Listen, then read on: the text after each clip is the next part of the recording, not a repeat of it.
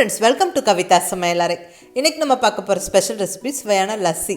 நல்ல ஒரு perfect Punjabi dhaba style lassi. ஒரு அருமையான கூல் ட்ரிங்க் இந்த சம்மருக்கு. வெயில் காலத்துல ஹீட் அதிகமாக அடிக்கடி கூல் ட்ரிங்க் எல்லாரும் கண்டிப்பாக குடிப்போம். அதில் கண்ட ஃப்ளேவர்டு ட்ரிங்க் எல்லாம் நம்ம குடிக்காம இந்த மாதிரி வீட்லேயே நல்ல லஸ்ஸி எல்லாம் செஞ்சு சாப்பிட்றது ரொம்ப நல்லதுங்க. தயிரில் நிறைய சத்துக்கள் இருக்குது. உடலுக்கு அவசியமான குட் பாக்டீரியாஸ் இருக்குது. வெயில் காலத்தில் உடல் சூடு அதிகமாகும் போது கண்டிப்பாக வயிற்று சம்மந்தமான பிரச்சனைகள் மோஸ்ட்லி எல்லாருக்கும் வரும். இந்த தயிர் மோர் இதெல்லாம் அடிக்கடி நம்ம சாப்பிடும்போது அந்த குட் பாக்டீரியாஸ் அதுக்கு ஒரு இயற்கையான மருந்து மாதிரி இருக்கும். நம்மளுக்கு அந்த வயிற்று சம்மந்தமான பிரச்சனைகள் வராமல் ஜம்முன்னு இருக்கலாம். அதுவும் ரொம்ப ஹீட்டாக இருக்கிற வெயில் சமயத்துக்கு குளுன்னு நல்ல ஒரு ஃபுல் டம்ளர் லஸ்ஸி குடித்தா ஆஹா வயிறும் மனசு குளிர்ந்து போகுங்க. ரொம்ப நல்லாயிருக்கும். நீங்கள் மிஸ் பண்ணாமல் ட்ரை பண்ணி பாருங்கள். ஒரு சிம்பிளான ரெசிபி தான். வாங்க ரெசிபி எப்படின்னு பார்க்கலாம்.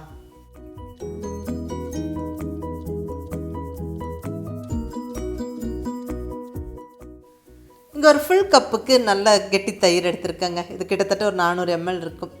கண்டிப்பாக அதிகம் புளிக்காத தயிர் எடுத்துக்கணும். இந்த தயிர் நல்லா கொஞ்சம் சில்லுன்னு இருந்தால் ரொம்ப நல்லாயிருக்கும்.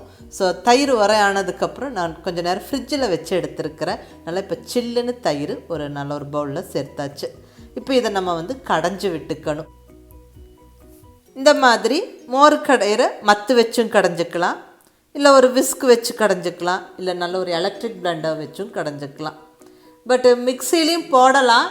மிக்சியில் போட்டால் ரொம்ப அது தனி மாதிரி ஆகிடும். ஸோ கடைஞ்சிக்கிறது பெஸ்ட்டாக இருக்கும். ஸோ அது ஒரு பர்ஃபெக்ட் டேஸ்ட் கொடுக்கும். ஸோ முடிஞ்ச வரைக்கும் கடைஞ்சி செய்யுங்க. நான் இங்கே நல்ல ஒரு எலக்ட்ரிக் பிளெண்டர் வச்சு இதை நல்லா அடித்து விட்டுக்கிறேன்.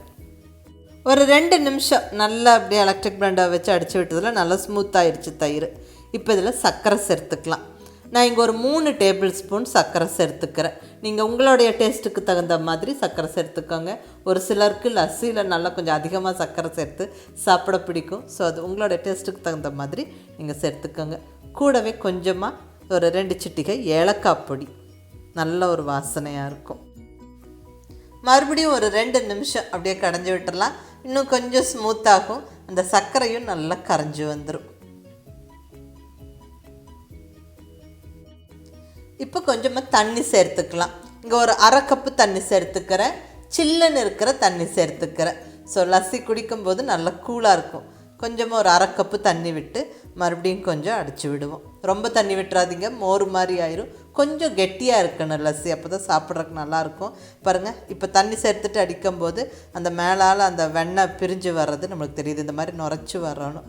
அவ்வளோதாங்க, நல்லா பர்ஃபெக்டாக நம்மளுக்கு லஸ்ஸி ஜம்முன்னு ரெடி ஆயிருச்சு.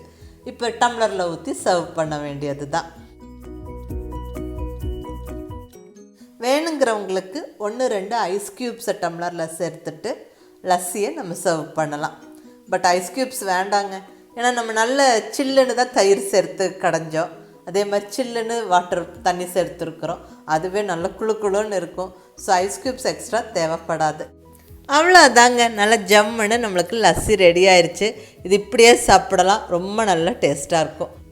பட் இன்னும் கொஞ்சம் டாப்பிங்ஸ் எல்லாம் போட்டு கொஞ்சம் அலங்காரமெல்லாம் பண்ணிவிட்டு சாப்பிட்டா இன்னும் நல்ல ஃப்ளேவர்ஃபுல்லாகவும் ரொம்ப டேஸ்ட்டாக இருக்கும்.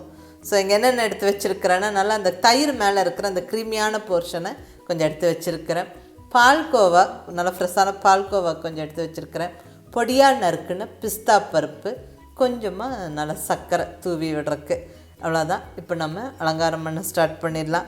எனக்கு பால்கோவா சேர்த்துக்கிறது ரொம்ப பிடிக்கும். அது ரொம்ப நல்லாயிருக்கும், இன்ட்ரெஸ்டிங்காக இருக்கும். அப்படியே கலந்து விட்டுட்டு குடிக்கும்போது டேஸ்ட்டு நல்லா கூடுதலாக இருக்கிற மாதிரி இருக்கும். ஸோ பால்கோவா இருந்தால் பால்கோவா சேர்த்துக்கோங்க. இல்லைன்னா மேலால் கொஞ்சம் க்ரீம் போட்டுக்கலாம், அதுவும் நல்லாயிருக்கும். இல்லை அப்படியே சாப்பிட்லாம். இல்லை மேலால் கொஞ்சம் நட்ஸ் தூவி விட்டுட்டும் சாப்பிட்லாம், ரொம்ப நல்லாயிருக்கும். நான் இங்கே பிஸ்தா சேர்த்துக்கிறேன். நீங்கள் பாதாம் முந்திரி எது வேணாலும் சேர்த்துக்கலாம். கொஞ்சமாக சர்க்கரை. அவ்வளோதாங்க, ஜம்முன்னு குளுன்னு சுவையான லஸ்ஸி அட்டகாசமாக ரெடி ஆயிருச்சு.